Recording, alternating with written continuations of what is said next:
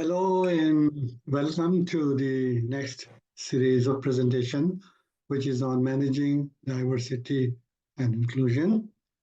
I hope that you all are having a good time.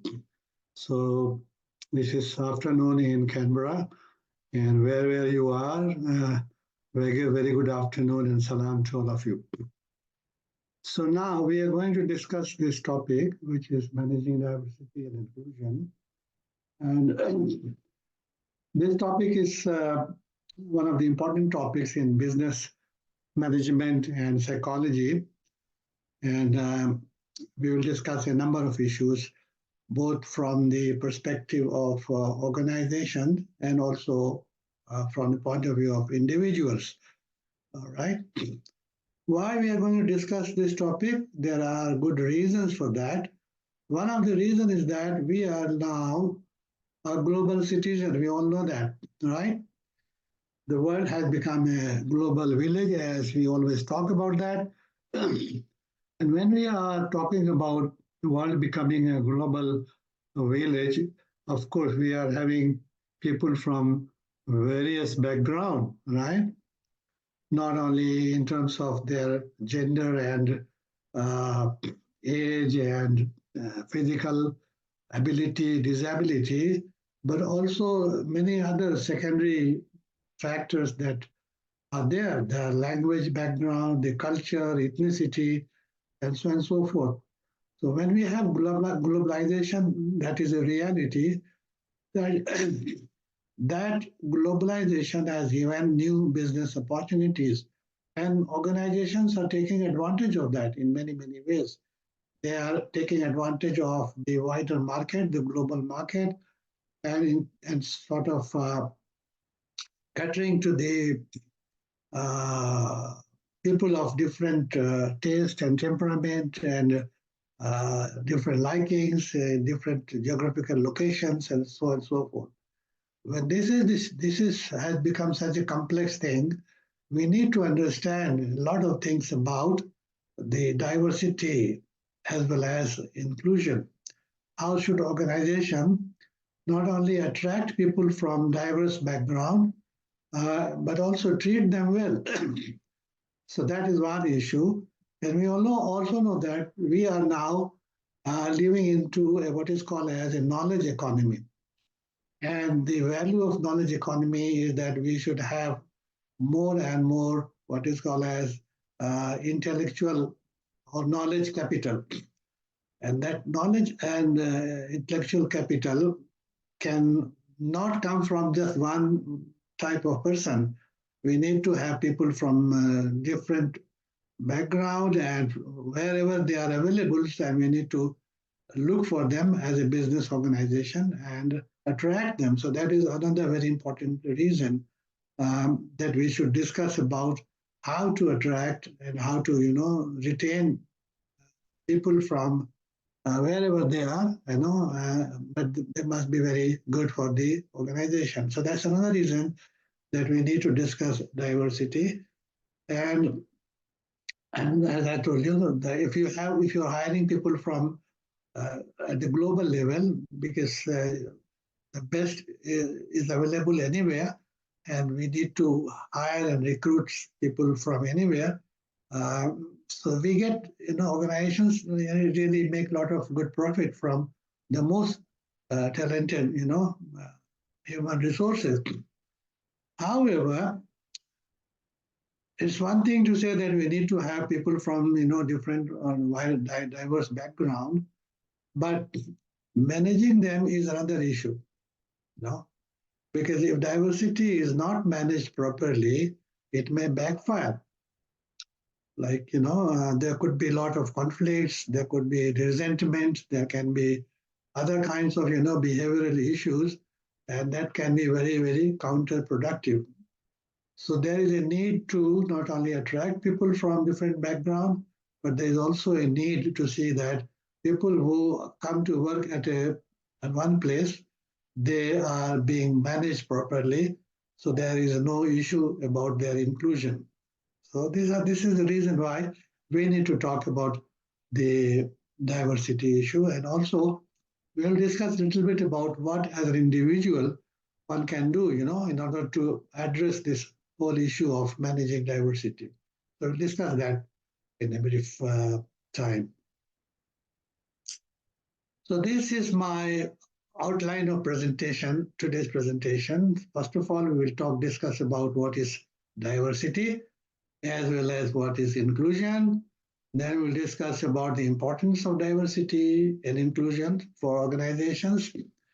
Then we'll discuss about forms of discrimination and anti-inclusive practices that is seen in many, many places.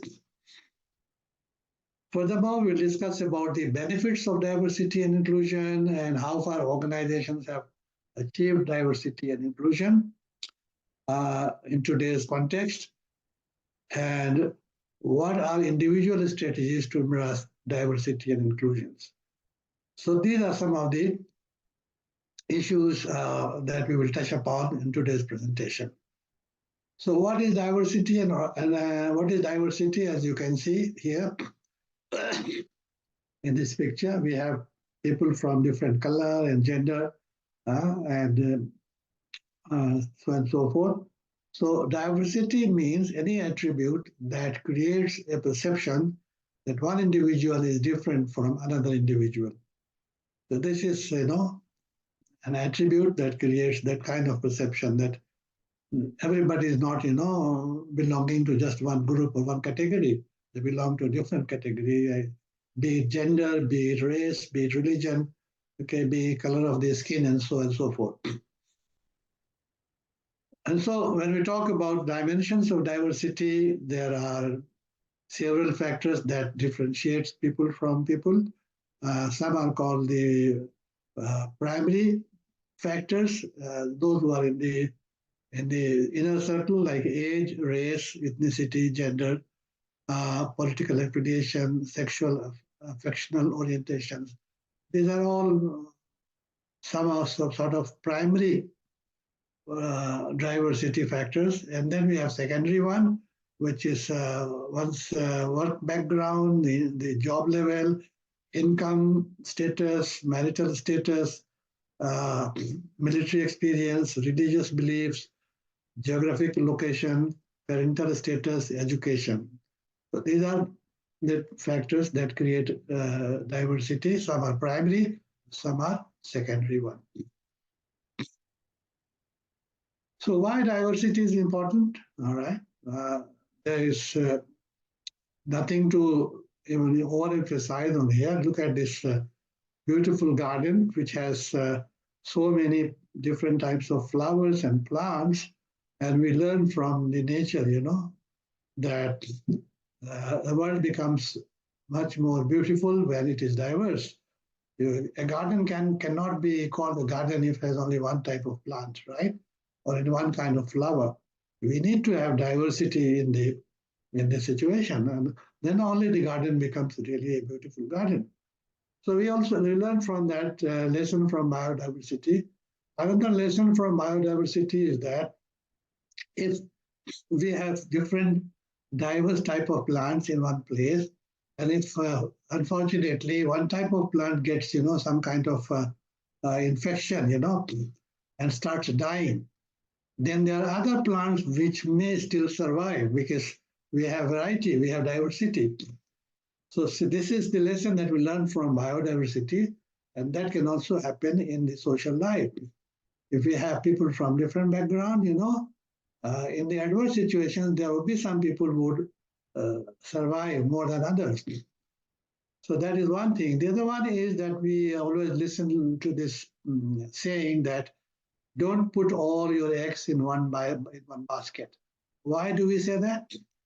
Because we know that if we rely too much on, let's say, if you are having, making investments, for your income, savings incomes, and if you are investing all your money in one type of portfolio or one type of share, then maybe this is not a good idea, because in case of any unfortunate situation, the person may lose all the savings, all the money. So those who know about investments and things like that they always advise that always try to diversify your savings or investments in different portfolios or different,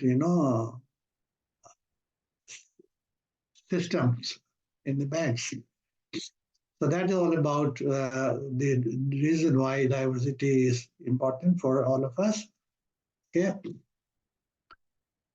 What is the difference between diversity and inclusion, or what is inclusion? All right. So the first thing first, diversity is being asked to party. That is very interesting way of saying that. Diversity means you are invited to join a party, whereas inclusion is being asked to dance. That is, it is more than just being asked to the party. It is about feeling being invited and feeling being, involved in the entire process. Okay. So inclusion is being asked to dance. Diversity is representation of diverse groups of from population. So it is representation of diverse groups, whereas inclusion is about three things: equality, belongingness, and acceptance in the group. So inclusion means that person feels being equally treated, no matter what is his or her background. He gets fair treatment, no discrimination. Then there is the feeling of belongingness, that person feels that he is a part of that group, part of that family. And finally, the person feels accepted in that group.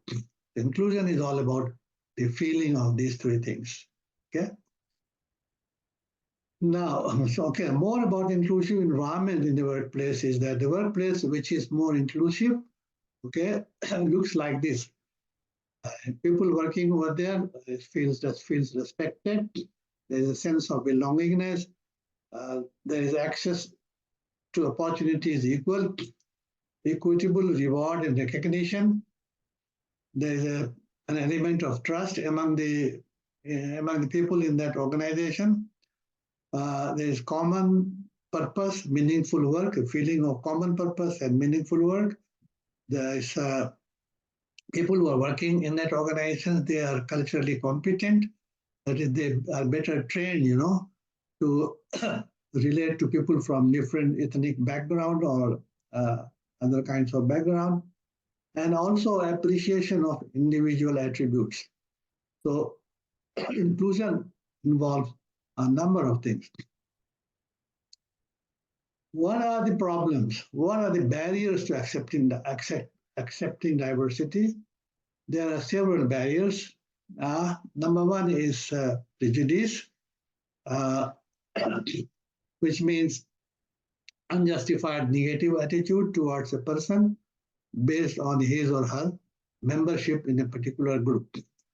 So there are people having kind of biased attitude towards persons belonging to a particular group or other groups, and that prejudice reflects into their behavior.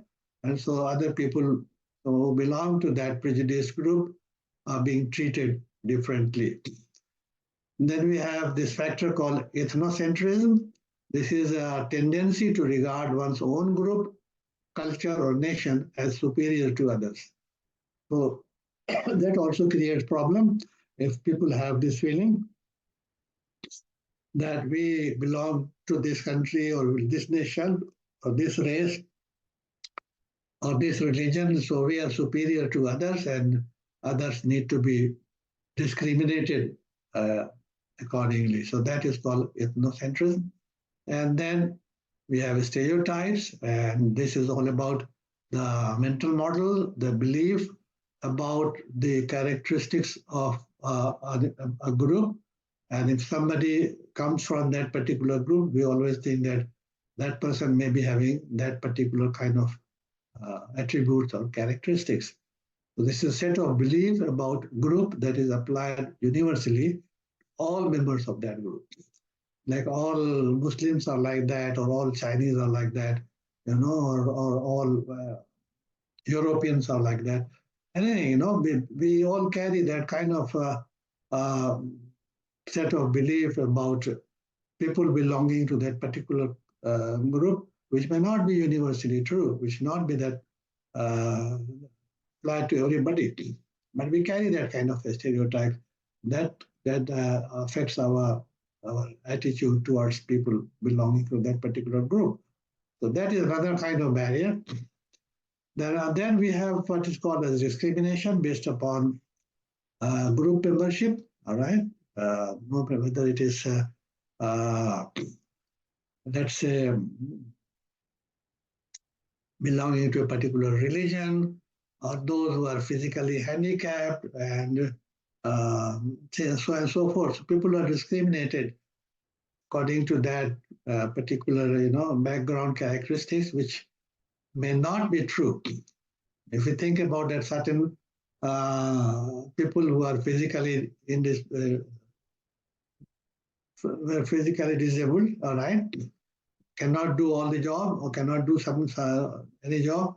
That's not true. They can equally do better job or good job if that disability factor doesn't play a part in that kind of job or task.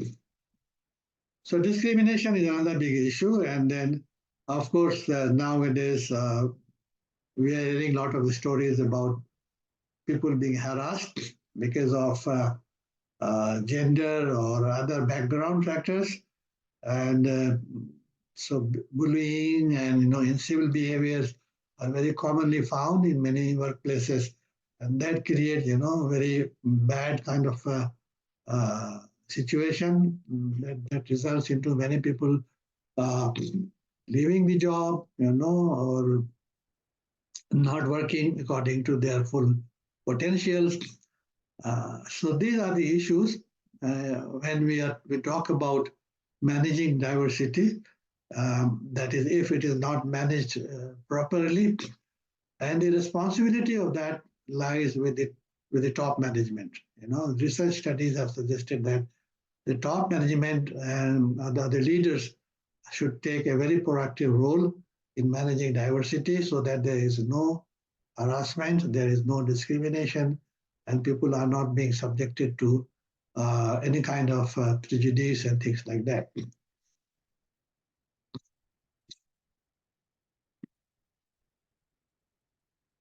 So now we move on to discuss what are the benefits of diversity and inclusion. So there are several benefits. First of all, when we talk about diversity, people from diverse background can bring in multiple perspectives, and that could create a situation where we have the advantage of more creative solutions and more creative job performance.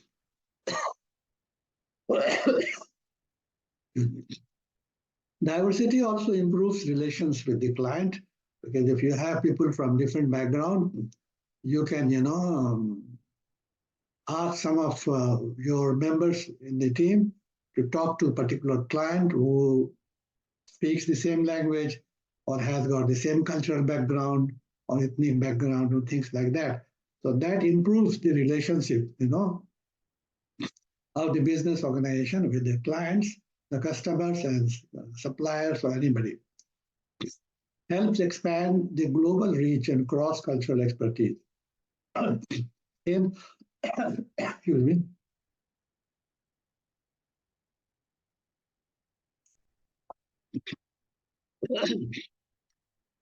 The practice of diversity can be of a good advantage for any organizations to go global, all right, and hire people from different background, no matter where they are available. It also helps broadening the access to the changing marketplace and establishing superior customer service, all right? So if you have people from, let's say, speaking different language, that your people can interact with customers of different language and can, get a better performance, better results. I remember my own personal experience when I was working in Malaysia, and I wanted loan for my house. I wanted to purchase a house, and wanted a loan for that. So I went to a particular bank, which was an Islamic bank. And when I went there, the employees working over there, um, they were speaking Malay language, the only language, very little English language. And then on top of that, they gave me the forms, which was only in Malay language, right? And as a non-Malay speaking person, I was at a loss because it was difficult for me to understand those the forms and fill up those forms. So then I went to another conventional bank, and the conventional bank, they have the forms and everything. They have good English-speaking people, and they gave me the form which was in English and Malay both, and it was easier for me to sort of do that business over there. So the Islamic bank lost a customer because of that limitation, because they thought that they are only serving the customers of one particular linguistic background, whereas the conventional bank people were catering to a diverse population, and they knew that not all their customers are Malay speaking, and that's why they got better results. So that is what happens. If you have people from diverse background and you as a business model think about your customer base, which is diverse, then of course, you will recruit people from diverse background and also, use them, in a better way. Building stronger alliances with suppliers and customers. Also, people from diverse background can talk to, if your supplier is from China or from other, European countries, and you have people in your organization who can speak, those languages. Well, you can get a better customer relationships as well as suppliers and other, relationship with other, agencies. Creating beneficial global outsourcing partnership. All right. So these are, the advantages of diversity as well as inclusion. Now, what are the challenges? What are the difficulties when we talk about managing diversity? What are the current situations? Let's look at some of the results or some of the studies. The consultancy firm McKinsey conducts regular surveys on diversity and inclusion. Data collected from over 1,000 large companies across 16 countries indicated the following. The relationship between diversity on executive teams and the likelihood of financial outperformance is stronger than before. So if an organization has diversity in their leadership team or executive teams, they outperform in terms of their financial results compared to those who don't have diverse people of diverse background in their executive teams. The most diverse companies are more likely than ever to outperform non-diverse companies on profitability. So these are some of the conclusions from the survey conducted by McKinsey. Furthermore, however, companies need to pay greater attention to inclusion. All right.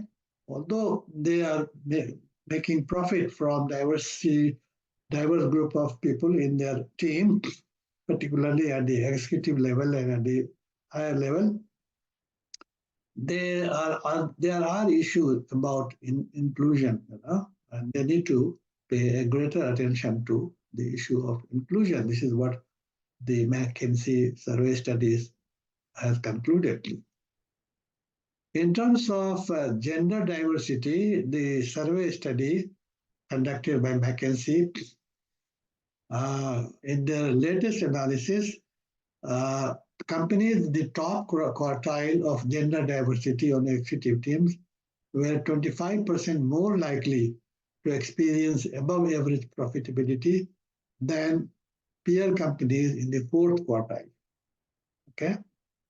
So when there is more gender diversity, all right, in the executive teams, those companies record 25% more profit than compared to those who are in the last the fourth quartile in terms of diversity. Next, there was 48% performance differentials between the most and the least gender diverse companies. So again, we see that there are a lot of advantages in terms of profit when companies have diversity. What about ethnic and cultural diversity?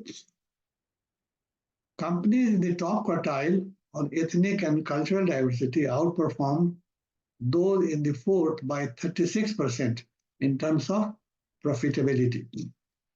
Okay? Yet, the progress has been very slow. The 2019 data for UK and US indicated that female representation in the executive team has moved just from 15 to 20%. So in the UK and US, data suggests that there is still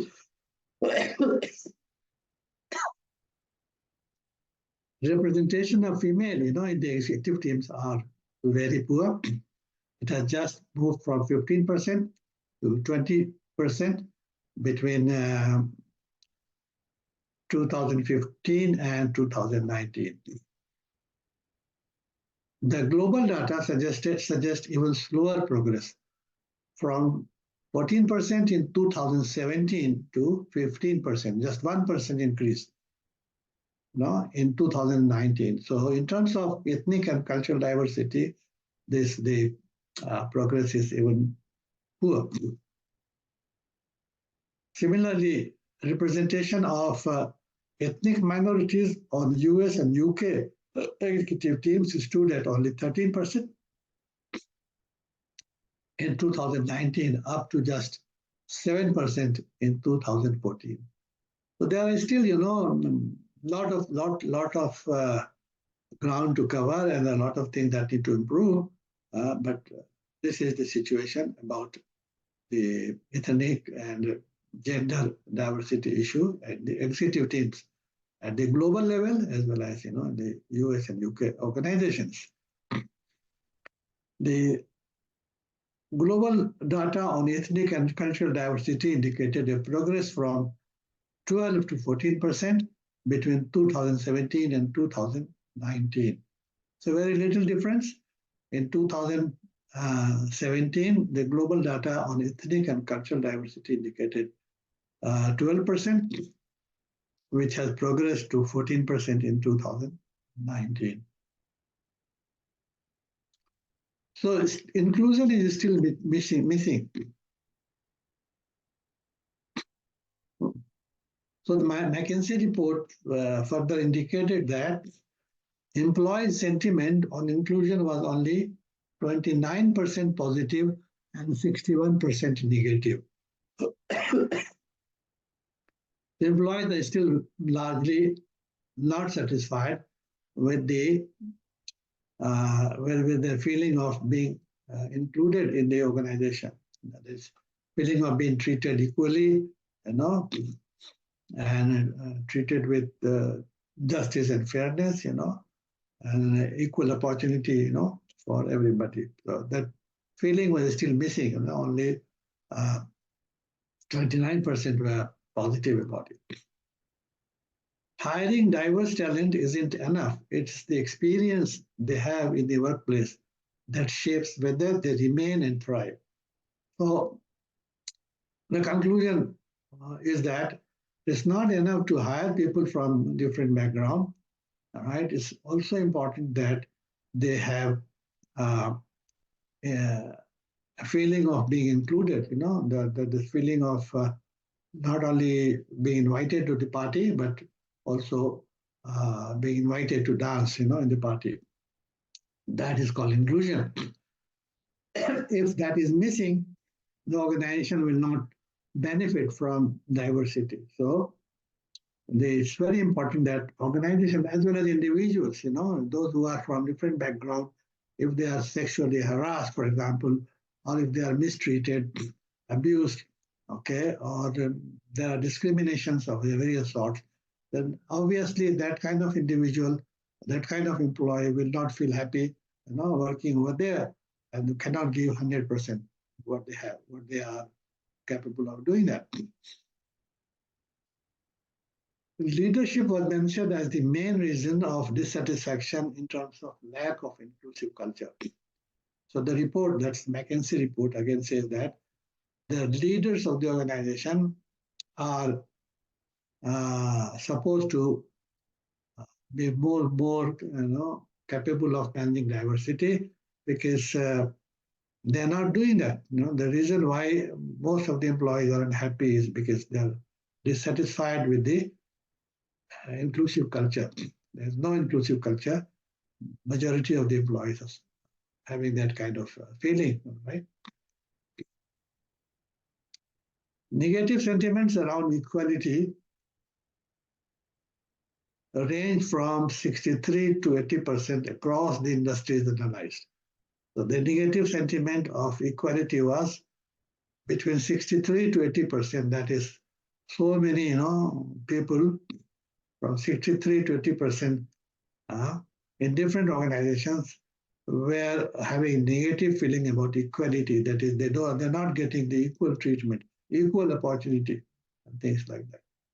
So diversity is there, but inclusion is still a big problem. Openness of the working environment, which encompass bias and discrimination, was also of significant concern, with negative sentiments across industries ranging from 38 to 56%. So there are issues also about bias and discrimination, and that range from 38 to 56% across organizations. Okay, now let's move on to discuss what as an individual we can do, to relate to people from different background. As we are living in a global village, there are many countries like Australia. I told you, this is a very multiracial racial country. And we find, people everywhere who come from different regional background, nationality, language, and so on and so forth, right? So we need to be more competent about relating to people from different background, all right? So what we can do, number one is reduce prejudice and stereotypes. We all carry, different kinds of beliefs about people belonging to a particular group, like gender or race or religion. We have to sort of overcome that kind of stereotype. How? Learn to value and respect fundamental differences, admitting to your own biases and prejudice and working to reduce them, examining the stereotypes and actions that reflect your views and behavior, dispelling myths about diverse others when in a group of friends or associates, right? So these are some of the ways which we can, become a better person in terms of relating to individuals from different background. The second one is minimize miscommunication. How? Using words that are inclusive, right? Rather than say I, we say we. Refraining from making derogatory comments about particular groups.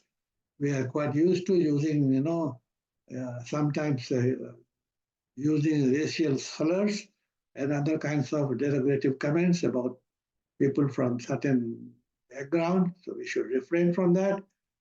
Refrain from forming an opinion about someone based on their dress, mannerism, accent, age, or background. That is another thing that we need to learn and refrain. Thirdly, build relations with diverse others. Now we need to build people from different background. We should not simply interact with people of our own, one of own people who speak our language or have the same ethnic background or religious background. We try to, interact and build relationship with people from different backgrounds, seeking opportunities to interact with a wide variety of people, forming positive relationships with diverse others, being open and trustworthy. So, these were some of the strategies through which we can become a better person in terms of building our diversity skills and uh, having a better relationship with people from different backgrounds. These are some of the uh, questions, that you should ask to yourself about to what degree you are ready, to spend time or work in a very diverse cultural environment. So number one question is whether you have spent time in another country. If you have the experience, maybe you have some exposure, to cultural differences or language differences, the food, and other kinds of characteristics that is not that you have not seen, when you were born in your own country or cultural background. So if you have spent time in another country, that's an advantage. At least one of my friend is deaf, blind, or uses a wheelchair. All right. So if you have people who are physically not able, like if they're deaf, blind, or use a wheelchair, you have got some first-hand experience of their issues, their problems, their um, talents, and things like that, right? You get a better idea whether, and you can dispel some of the stereotypes about some people that they can not do this or they cannot be suitable for certain things.